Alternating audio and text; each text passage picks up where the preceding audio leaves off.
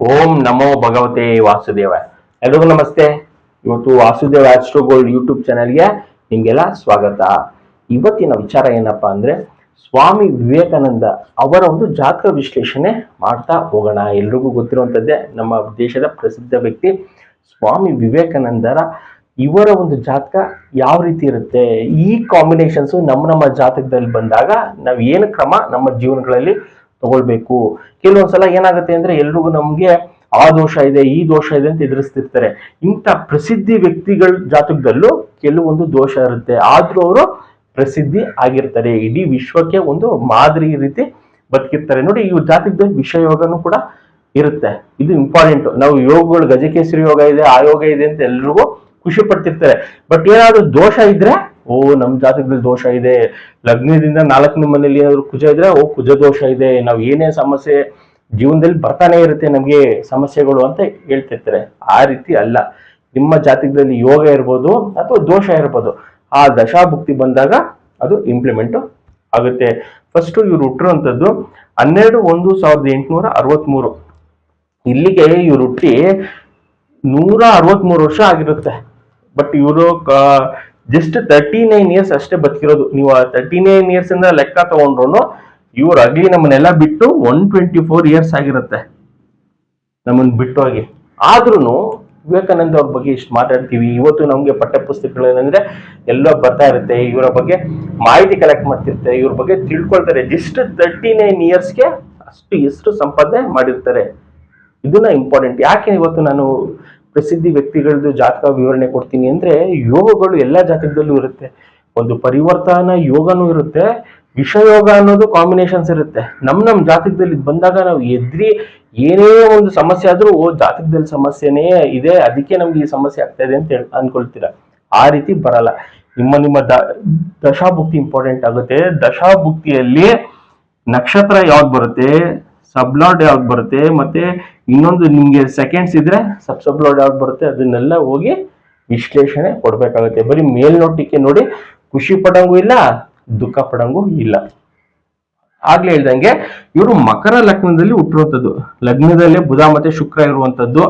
4ನೇ ಮನೆಯಲ್ಲಿ ಕುಜ. ಸಾಮಾನ್ಯವಾಗಿ ಹೇಳ್ತೀನಿ, ಕುಜ ಏನಾದ್ರು 4ನೇ ಮನೆಯಲ್ಲಿ ಕುಜ ದೋಷ ಅಂತ, ಯಾರ ಜಾತಕದಲ್ಲಿ ಕುಜ ದೋಷ ಇರುತ್ತೆ ಅವರು ಫೇಮಸ್ ಆಗಿರ್ತಾರೆ. ಇದು ಮೈಂಡಲ್ಲಿ ಇಟ್ಕೊಳ್ಳಿ. ನಮ್ ಜಾತಕದಲ್ಲಿ ಏನಾದ್ರು ಕುಜ ದೋಷ ಇದೆ, ಕಡ್ಲಿ ವಿವಾಹ ಮಾಡಿಸ್ಬೇಕು, ಕುಂಭ ವಿವಾಹ ಮಾಡಿಸ್ಬೇಕು ಅಂತ ಯಾರ್ಯಾರು ಓಡ್ತಿರ್ತೀರಾ, ಅದಕ್ಕೆ ಬ್ರೇಕ್ ಆಗಿ ಫಸ್ಟ್ ದಶಾಭುಕ್ತಿಗಳಲ್ಲಿ ಎಕ್ಸಾಕ್ಟ್ ಆಗಿ ಇದೆಯಾ, ಕುಜ ದೋಷ ಇದೆಯಾ ಅನ್ನೋದು ಫಸ್ಟ್ ತಿಳ್ಕೊಳ್ಳಿ. ಇನ್ ಕೇಸ್ ಏನಾದ್ರು ಇದ್ರೆ ನೀವು ಪವರ್ಫುಲ್ ಲೀಡರ್ ಆಗ್ತೀರಾ. ಅದನ್ನ ಬಿಟ್ಟು ದೋಷಕ್ಕೆ ಪರಿಹಾರಕ್ಕೆ ಹೋಮ ಮಾಡಿಸೋದು, ದುಡ್ಡು ಕಳ್ಕೊಳ್ಳೋ ಎಲ್ಲ ಅವಶ್ಯಕತೆ ಇಲ್ಲ. 5ನೇ ಮನೆಯಲ್ಲಿ ಕೇತು ಇರುವಂತದ್ದು, 9ನೇ ಮನೆಯಲ್ಲಿ ಚಂದ್ರ ಮತ್ತೆ ಶನಿ ಗ್ರಹ ಇರುವಂತದ್ದು, 10ನೇ ಮನೆಯಲ್ಲಿ ಗುರು ಇರುವಂತದ್ದು, 11ನೇ ಮನೆಯಲ್ಲಿ ರಾಹು ಮತ್ತು 12ನೇ ಮನೆಯಲ್ಲಿ ಸೂರ್ಯ. ಇದು ಮೇನ್ ಚಾರ್ಟ್ ಅಲ್ಲಿ ಎಲ್ಲರ ಜಾತಕದಲ್ಲೂ ಈ ರೀತಿ ಬರುತ್ತೆ. But degree wise important. ಇದನ್ನ ನಾನು ಹೇಳ್ತೀನಿ ನೋಡಿ. ಕೇತು ಬಂದು 5ನೇ ಮನೆಯಲ್ಲಿ ಇರುವಂತದ್ದು. ಇಲ್ಲೂ ಕೂಡ ಲಗ್ನದಿಂದ 5ನೇ ಮನೆಯಲ್ಲಿ ಕೇತು ಇದೆ, ಯಾವುದೇ ರೀತಿಯ ಪ್ರಾಬ್ಲಮ್ ಇಲ್ಲ. ನಮ್ಗೆ ಪ್ರಾಬ್ಲಮ್ ಯಾವಾಗ ಬರುತ್ತೆ ಅಂದ್ರೆ, ಮೇನ್ ಚಾರ್ಟ್ ಅಲ್ಲಿ ಒಂದಿರುತ್ತೆ, ಡಿಗ್ರಿ ವೈಸ್ ಅಲ್ಲಿ ಗ್ರಹಗಳು ಸ್ಪ್ಲಿಟ್ ಆಗಾದಾಗ ನಮ್ಗೆ ಪ್ರಾಬ್ಲಮ್. ನಾವು ಮಾಡುವಂತ ಪೂಜೆ ಇರ್ಬೋದು, ಬೀಜಾಕ್ಷರಿ ಮಂತ್ರ ಇರ್ಬೋದು, ನಾವು ಧಾರಣೆ ಮಾಡ್ಕೊಳ್ಳುವಂತ ಉಂಗ್ರ, ರುದ್ರಾಕ್ಷಿ ಎಲ್ಲ ನಾವು ಯಾವ್ದು ನೆಗೆಟಿವ್ ಪ್ಲಾನೆಟ್ ಇರುತ್ತೆ ಅದಕ್ಕೆ ಹಾಕೋಬಿಟ್ರೆ ನಾವು ಲೈಫ್ ಲಾಂಗ್ ಆ ದಶ ಮುಗಿತಂಕ ಸಮಸ್ಯೆ ಅನುಭವಿಸ್ತಾನೆ ಇರ್ತೀವಿ. ಫಸ್ಟ್ ಮೇನ್ ಚಾಟ್ಗೂ ಮತ್ತೆ ಡಿಗ್ರಿ ವೈಸ್ ಗ್ರಹಗಳು ಎಲ್ಲಿದೆ ಅನ್ನೋದು ತಿಳ್ಕೊಳ್ಬೇಕಾಗುತ್ತೆ. ನೋಡಿ, ಶುಕ್ರ ಬಂದು 1ನೇ ಮನೆ ಅಂತ ಬರ್ದಿದೀನಿ. ಇಲ್ಲೂ ಕೂಡ ಲಗ್ನದಲ್ಲೇ ಶುಕ್ರ ಇರುವಂತದ್ದು. ಸೂರ್ಯ 12ನೇ ಮನೆ, ಇಲ್ಲೂ ಕೂಡ ಲಗ್ನದಿಂದ 12ನೇ ಮನೆಯಲ್ಲಿ ಸೂರ್ಯ ಇರುವಂತದ್ದು. ಚಂದ್ರ 9ನೇ ಮನೆ, 9ನೇ ಮನೆಯಲ್ಲೇ ಇದೆ ಚಂದ್ರ. ಕುಜ ಬಂದು 3ನೇ ಮನೆಯಲ್ಲಿ ಇರುವಂತದ್ದು. 4ನೇ ಮನೆಯಿಂದ 3ನೇ ಮನೆಗೆ ಬಂದಿದೆ ಕುಜ. 4ನೇ ಮನೆಯಲ್ಲಿ ಇದ್ರೆ ಕುಜ ದೋಷ ಅಂತ ಹೇಳ್ತೀವಿ, ಅದು 3ನೇ ಮನೆಗೆ ಬಂದಿದೆ. ಯಾವುದೇ ರೀತಿಯ ಸಮಸ್ಯೆ ಇಲ್ಲ. ಇನ್ ಕೇಸ್ ಏನಾದ್ರೂ ಕುಜ 4ನೇ ಮನೆಯಲ್ಲಿ ಇದ್ರೂ ಕೂಡ ಇವರು ಫೇಮಸ್ ಆಗಿದ್ದಾರೆ. ಇದನ್ನ ತಿಳ್ಕೊಳ್ಬೇಕು ನಾವು. ಜಾತಕದಲ್ಲಿ ಕುಜ ಏನಾದ್ರೂ 4ನೇ ಮನೆಯಲ್ಲಿ ಇರೋದಕ್ಕೇನೆ ಫೇಮಸ್ ಆಗಿರುವಂತದ್ದು. ಡಿಗ್ರಿ ವೈಸ್ ಅಲ್ಲಿ 3ನೇ ಮನೆಗೆ ಬಂದಿದೆ, ಅದು ಆದ್ರೂ ಕೂಡ ಯಾವುದೇ ರೀತಿಯ ಸಮಸ್ಯೆ ಇಲ್ಲ. ರಾಹು ಮತ್ತೆ 11ನೇ ಮನೆಯಲ್ಲಿ ಇರುವಂತದ್ದು. ಇಲ್ಲೂ ಕೂಡ 11ನೇ ಮನೆಯಲ್ಲಿ ರಾಹು ಇರುವಂತದ್ದು. ಯಾರ ಜಾತಕದಲ್ಲಿ ರಾಹು 11ನೇ ಮನೆ, ಕೇತು 11ನೇ ಮನೆ, ಶನಿ ಗ್ರಹ 11ನೇ ಮನೆ ಇರುತ್ತೆ, ಅವರು ಎಕ್ಸಲೆಂಟ್ ಆಗಿ ಅವರು ಲೈಫ್ ಅಲ್ಲಿ ನೇಮ್ ಫೇಮ್ ಕೊಡುವಂತದ್ದು. ಕೊಟ್ರೆ ವಿಪರೀತ ಇವರು. ನಾವು ಯಾವ್ದು ಪಾಪಗ್ರಹಗಳನ್ನು ಕರಿತೀವಿ, ಶನಿ ಗ್ರಹ ಇರ್ಬೋದು, ರಾಹು, ಕೇತು, ಇವ್ರು ಕೊಟ್ರೆ ವಿಪರೀತ ಕೊಡ್ತಾರೆ. ಇವ್ರ ಜಾತಕದಲ್ಲಿ 11ನೇ ಮನೆ ನೇಮ್ ಫೇಮ್ ಮಾಡಿರುವಂತದ್ದು. ಗುರು ಗ್ರಹ ಬಂದು 9ನೇ ಮನೆಯಲ್ಲಿ ಇರುವಂತದ್ದು. ಲಗ್ನದಿಂದ 10ನೇ ಮನೆಯಿಂದ 9ನೇ ಮನೆಗೆ ಗುರು ಗ್ರಹ ಸ್ಪ್ಲಿಟ್ ಆಗಿದೆ. ಇದನ್ನ ನಾವು ಇಂಪಾರ್ಟೆಂಟ್ ಆಗಿ ತಿಳ್ಕೊಳ್ಬೇಕು. ನಮ್ಮ ಜಾತಕದಲ್ಲಿ 10ನೇ ಮನೇಲಿ ಆ ಗ್ರಹ ಇದೆ, 11ನೇ ಮನೇಲಿ ಇದೆ ಅಂತ ಕೊಳ್ತೀವಲ್ಲ, 9ನೇ ಮನೆಗೆ ಹೋಗಿರೋದು ಸಮಸ್ಯೆ ಏನಿಲ್ಲ. ಬಟ್ ಸ್ಕಿಪ್ ಆಗಿರೋದು ನಮ್ಮ ಮಾಹಿತಿಗಂತೂ ಇರಬೇಕು ಗ್ರಹಗಳು ಎಕ್ಸಾಕ್ಟ್ ಆಗಿ ಎಲ್ಲಿದೆ ಅಂತ. ಮತ್ತೆ ಶನಿ ಗ್ರಹ ಕೂಡ 9ನೇ ಮನೆಯಲ್ಲಿ ಇರುವಂತದ್ದು. ಇಲ್ಲೂ ಮೇನ್ ಚಾರ್ಟರ್ ಕೂಡ 9ನೇ ಮನೆಯಲ್ಲೇ ಇದೆ. ಮತ್ತೆ ಬುಧ 1ನೇ ಮನೆಯಲ್ಲಿ ಲಗ್ನದಲ್ಲೇ ಬುಧ ಇರುವಂತದ್ದು.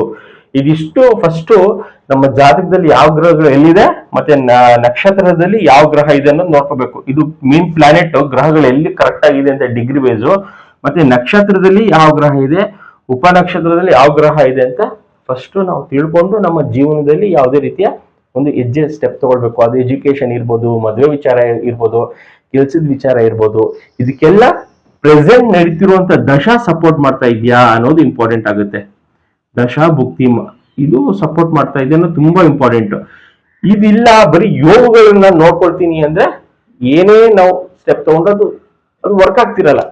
ಗಜಕೇಸರಿ ಯೋಗ ಇದೆ ಸರ್, ನಾನು ಗುರುನ ಪ್ರೇ ಮಾಡ್ತೀನಿ ಅಥವಾ ಚಂದ್ರನ ಪ್ರೇ ಮಾಡ್ತೀನಿ, ಚಂದ್ರನ್ ಸಂಬಂಧಪಟ್ಟಿದ ಮಂತ್ರ ಹೇಳ್ತೀನಿ ಅಂದ್ರೆ ಅದು ವರ್ಕ್ ಆಗಲ್ಲ. ಏನಕ್ಕೆ ಅಂದ್ರೆ ಅದೇನಾದ್ರೂ ಚಂದ್ರ ಬಂದು 8ನೇ ಮನೆಯಲ್ಲೋ 12ನೇ ಮನೆಯಲ್ಲಿ ಕೂತಿದ್ರೆ ಅದು ನಿಮ್ಗೆ ಸಮಸ್ಯೆ ಕೊಡುತ್ತೆ. ಫಸ್ಟ್ ಅದನ್ನ ತಿಳ್ಕೊಳ್ಳಿ. ಅದಕ್ಕೆ ನಾನು ಫಸ್ಟ್ ನಮ್ಮ ಒಂದು ಜಾತಕ ಕನ್ಸಲ್ಟೇಷನ್ ಅಲ್ಲಿ ಯೋಗನೂ ಹೇಳಲ್ಲ, ದೋಷನೂ ಹೇಳಲ್ಲ, ಗ್ರಹಗಳು ಎಲ್ಲಿದೆ ಅನ್ನೋದು ಫಸ್ಟ್ ತಿಳ್ಕೊಳ್ಳಿ.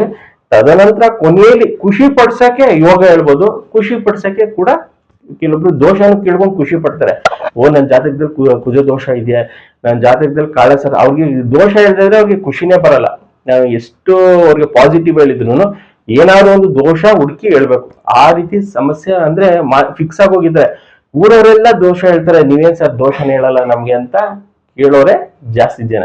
ಸೊ ಯಾರಿಗೆ ನಿಜವಾಗ್ಲೂ ಅಸ್ಟ್ರಾಲಜಿ ಮೇಲೆ ಮತ್ತೆ ಜ್ಯೋತಿಷ್ಯ ಶಾಸ್ತ್ರದಿಂದ ನನ್ನ ಜೀವನದಲ್ಲಿ ಮುಂದೆ ಬರಬೇಕು, ಈ ಶಾಸ್ತ್ರ ನಮ್ಗೆ ನಿಜವಾಗ್ಲೂ ಹೆಲ್ಪ್ ಮಾಡುತ್ತೆ ಅಂತ ತಿಳ್ಕೊಳ್ಳೋರು ಕರೆಕ್ಟ್ ಆಗಿ ಇನ್ಫಾರ್ಮೇಶನ್ ತಿಳ್ಕೊಂಡು ನಮ್ಮ ಲೈಫ್ ಅಲ್ಲಿ ಸ್ಟೆಪ್ ತಗೊಳ್ಬೇಕಾಗುತ್ತೆ. ನೋಡಿ ಇವ್ರಿಗೆ ಪರಿವರ್ತನೆ ಯೋಗ ನೋಡಿ ಸಿಂಪಲ್ ಆಗಿ ನೋಡ್ಬೋದು.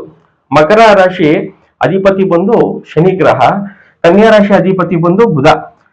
ಬುಧನ ಮನೆಯಲ್ಲಿ ಶನಿ ಇರುವಂತದ್ದು, ಶನಿಯ ಮನೆಯಲ್ಲಿ ಬುಧ ಇರುವಂತದ್ದು ಎಕ್ಸ್ಚೇಂಜ್ ಮಾಡ್ಕೊಂಡಿದ್ದಾರೆ. ಅದು ಪರಿವರ್ತನಾ ಯೋಗ ಆಗಿರುವಂತದ್ದು. ಅದ್ರ ಒಂದು ದಶಾ ಬಂದಾಗ ಭಕ್ತಿ ಬಂದಾಗ ಸಪೋರ್ಟ್ ಮಾಡುತ್ತೆ. ಎರಡನೇ ವಿಚಾರ ಇರುವಂತದ್ದು ಮೋಸ್ಟ್ ಇಂಪಾರ್ಟೆಂಟ್ ವಿಷಯೋಗ. ಯಾರ ಜಾತಕದಲ್ಲಿ ಚಂದ್ರ ಮತ್ತೆ ಶನಿ ಜೊತೆಯಲ್ಲೂ ಇರ್ತಾರೋ ಅವ್ರಿಗೆ ವಿಷಯೋಗ ನನ್ನ ಲೈಫಲ್ಲಿ ಎಲ್ಲಾ ರೀತಿಯ ಸಮಸ್ಯೆ ತಂದ್ಕೊಡುತ್ತೆ ಅನ್ನೋದು ಎಷ್ಟೊಂದು ಜನಕ್ಕೆ ಮೈಂಡ್ ಅಲ್ಲಿ ಇರುತ್ತೆ. ಇವ್ರಿಗೆ ಇವರ ಒಂದು ದಶ ಹುಟ್ಟಿರುವಂತದ್ದೇ ಚಂದ್ರ ದಶ. ಹೆಂಗೆ ಅಂದ್ರೆ ಹಸ್ತ ನಕ್ಷತ್ರ ಅಧಿಪತಿ ಬಂದು ಚಂದ್ರ ಇರೋದ್ರಿಂದ ಚಂದ್ರ ದಶದಲ್ಲೇ ಇವ್ರು ಹುಟ್ಟಿರುವಂತದ್ದು. ನಕ್ಷತ್ರದಲ್ಲಿ 9ನೇ ಮನೆ, ಉಪನಕ್ಷತ್ರದಲ್ಲೂ ಕೂಡ 9ನೇ ಮನೆ ಬಂದಿರುತ್ತೆ ಇಲ್ಲಿ. ನೆಕ್ಸ್ಟ್ ಇವ್ರು ತಗೊಂಡಿರ್ತಾರಲ್ಲ ಸ್ಟೆಪ್ ಈ ಸನ್ಯಾಸತ್ವಕ್ಕೆ, ಇವರು ಮದ್ವೆ ಆಗಲ್ಲ. ಇದು ಇನ್ನೊಂದು ಇಂಪಾರ್ಟೆಂಟ್. ನಮ್ ಜಾತಕದಲ್ಲಿ ಯಾರ ಜಾತಕದಲ್ಲಿ ಈ 5ನೇ ಮನೆ 1-5-10 ಅಥವಾ 1-6-10 ಕಾಂಬಿನೇಷನ್ಸ್ ಬರುತ್ತೆ, ಅವ್ರು ಈಸಿಯಾಗಿ ಮದ್ವೆ ಆಗಲ್ಲ. ಅವ್ರಿಗೆ 100 ಗಂಟು ತೋರಿಸಿ ಅಥವಾ 108 ತೋರಿಸಿ ಈಸಿಯಾಗಿ ಮದ್ವೆ ಆಗಲ್ಲ. ಅವ್ರು 30 ವರ್ಷ ಆಗ್ಲಿ, 35 ಆಗ್ಲಿ, 40 ಆಗ್ಲಿ ತುಂಬಾನೇ ಹಿಂಸೆ ಅವ್ರಿಗೆ ಒಪ್ಸುವಂತದ್ದು, ಮದ್ವೆ ಆಗುವಂತದ್ದು.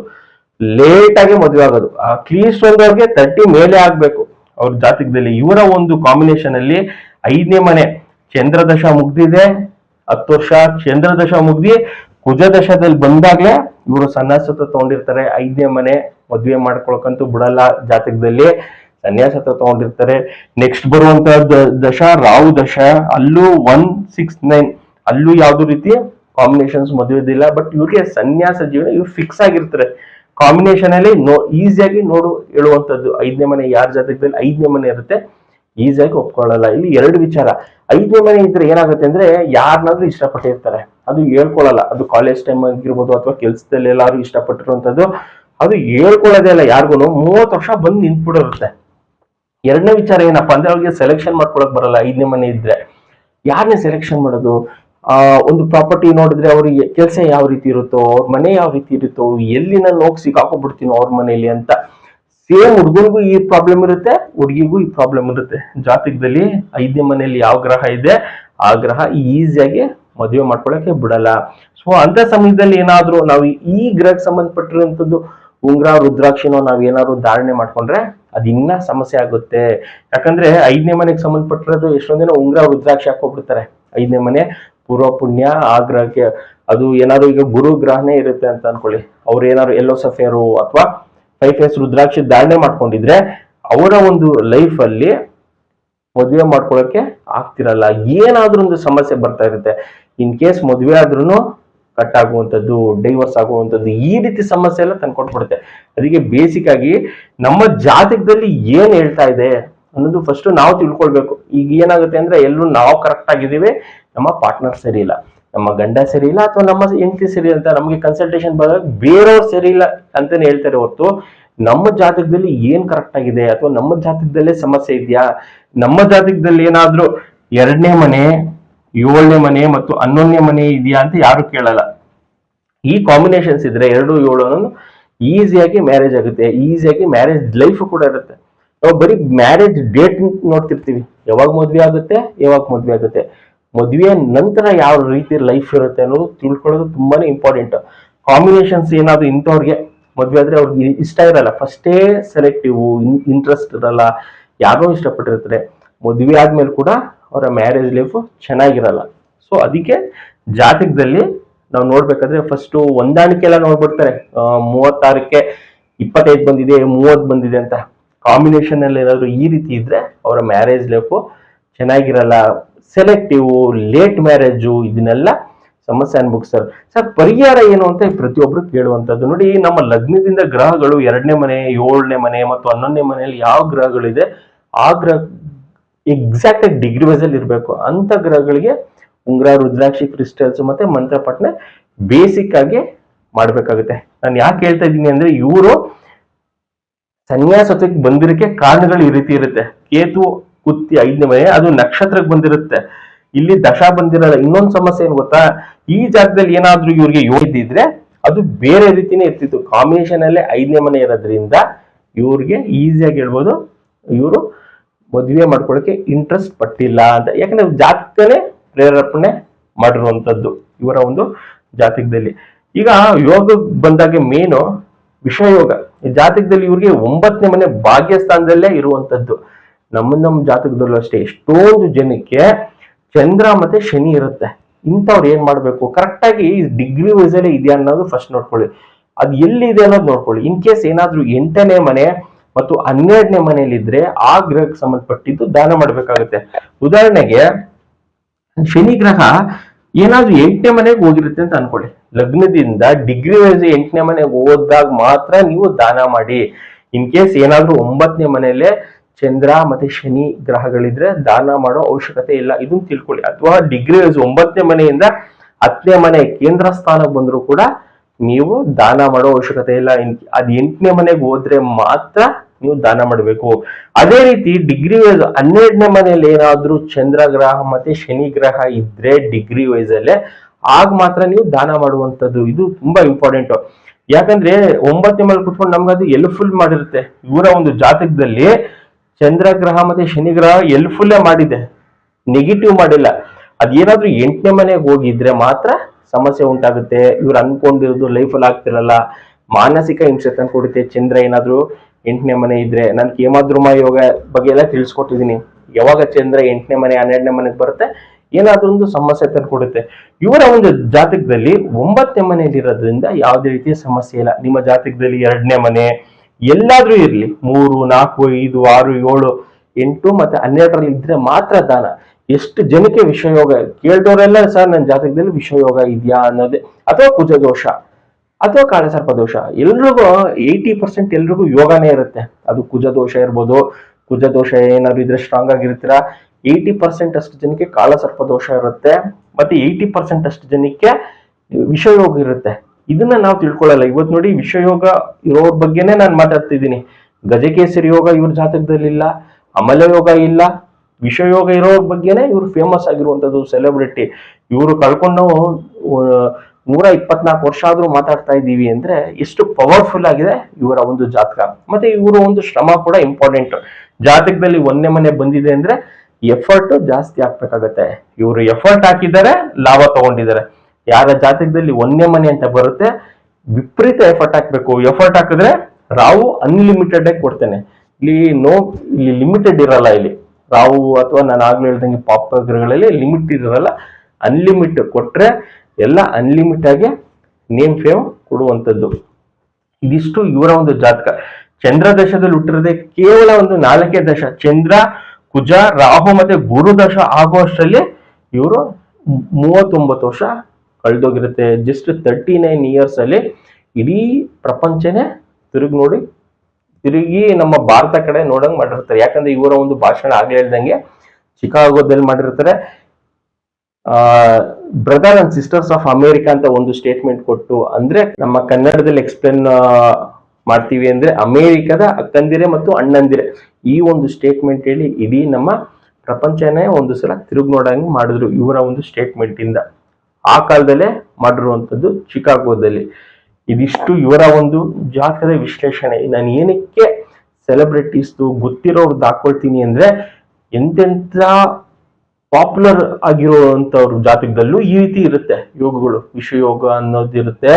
ಆ ಯೋಗಗಳು ಇವರ ಲೈಫಲ್ಲಿ ಇವರ ಒಂದು ಸಕ್ಸಸ್ಗೆ ಸಮಸ್ಯೆ ತಂದ್ಕೊಟ್ಟಿರುತ್ತೆ.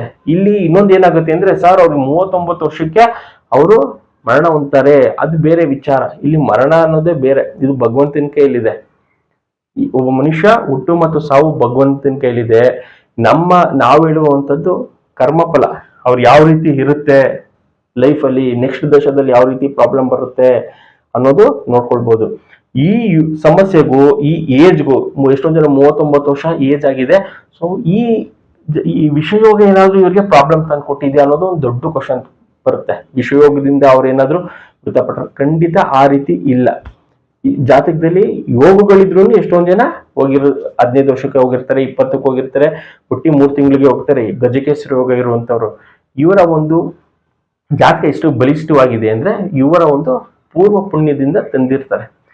ಪೂರ್ವ ಪುಣ್ಯದಲ್ಲಿ ಎಷ್ಟೊಂದು ವಿಚಾರಗಳು ನಮ್ಗೆ ಗೊತ್ತಾಗಲ್ಲ. ಅಲ್ಲಿ ಹುಟ್ಟು ಮತ್ತೆ ಸಾವು ಅಲ್ಲಿರುತ್ತೆ. ನಾವು ನೋಡುವಂಥದ್ದು ಡೇ ಟು ಟೈಮ್ ಪ್ಲೇಸ್ ಅಲ್ಲಿ ಪ್ರತಿಯೊಂದು ಮಾಹಿತಿನೂ ತಿಳ್ಕೊಳ್ಬಹುದು.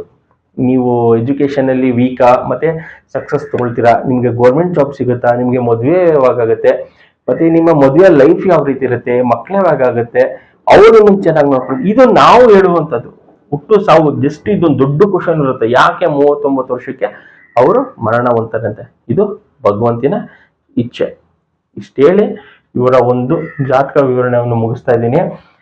ಯಾರು ವಾಸುದೇವ್ ಆಸ್ಟ್ರೋಗೋಲ್ಡ್ ಯೂಟ್ಯೂಬ್ ಚಾನಲ್ ಸಬ್ಸ್ಕ್ರೈಬ್ ಮಾಡ್ಕೊಂಡಿಲ್ಲ, ಮಾಡ್ಕೊಳ್ಳಿ. ನಾನು ಹಾಕುವಂಥ ವಿಡಿಯೋಸ್ ನಿಮ್ಗೆ ರೀಚ್ ಆಗುತ್ತೆ. ಮತ್ತೆ ಈ ನನ್ನ ಚಾನಲ್ ದೋಷ ಕಾಟ ಅವೆಲ್ಲ ಇರಲ್ಲ.